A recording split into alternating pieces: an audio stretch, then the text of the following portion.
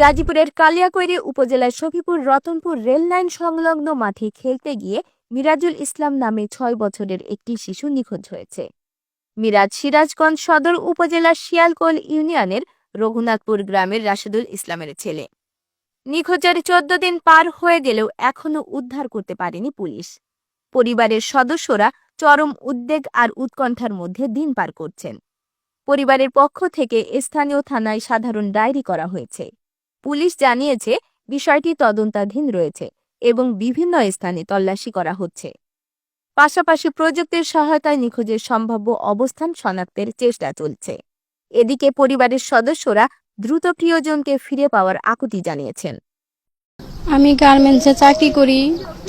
আমি প্রতিদিন 5টায় বাসায় আসি, কিন্তু গত 10 তারিখে বাসায় এসে দেখি আমার বাচ্চা নাই। আমার সরকারের কাছে একটাই দাবি, আমার বাচ্চাটা যেন আমি ফিরে পাই।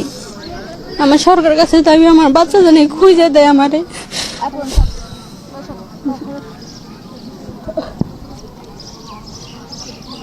13 তারিখও পুলিশের কাছে গেছি। 10 তারিখ পোলা হারাইছে, 13 তারিখ মোজাক ফাঁড়িতে গেছি। এসআইয়ের নাম আমি বলতে পারি না, আমার ছোট ভাই গুলা বোঝে, আমি মুরুক্ষ লোক, ওই এসআইয়ের নাম আমি জানি না। কিন্তু উনি বলে যে পোলার কাছে মোবাইল থাকা লাগতো। 6 বছর পোলার কাছে মোবাইল থাকলে উনি পারতো, নইলে পারতাছে না। উনি আমাকে নিজে করে চেষ্টা করতে কয়। আমরা কি চেষ্টা করতাম, আমরা নিজেরা কইছি দেখেন ওই এইখান থেকে আর 2-3টা রাস্তা আছে, প্রয়োজনে আপনারা একটা লোক দেন, দিয়ে সিসি ক্যামেরা তো আছে, কোনো কোনো জায়গায় না সিসি ক্যামেরায় তো ঠিকই থাকবো। তারা একটা কনস্টেবল দেওয়া যদি এই কাজ করায়, তাও তো আমরা আনপাবলিক, আমরা যাই, আমি থাকি এনে বাড়া, আমি করি ছোটোখাটো একটা কাজ। আমার কথাই কি আর সিসি ক্যামেরা চেক দিব?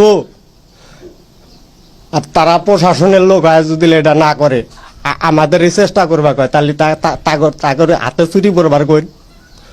বাসায় আসরে 4:30টার সময় বাসা থেকে বের হয়েছে। 4:30টার সময় বাসা থেকে বের হওয়ার পরে ওর মা আসছে 5টার দিকে, আধা ঘন্টা পরে আইসা খুঁজছে, মিরাজুল কই নাই। তারপরে থেকে খোঁজাখুঁজি আর পায় না।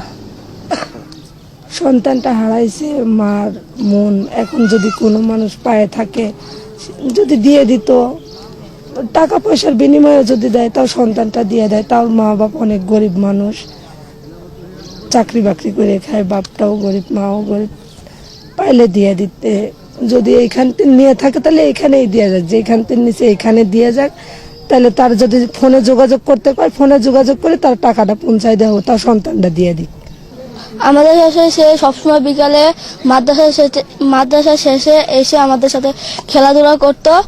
সে খুব ভালো ছেলে, কিন্তু সে হঠাৎ একদিন মাঠে খেলতে এসে তারপর আর বাসায় যায় না, সেখান থেকে সে হারিয়ে গেছে।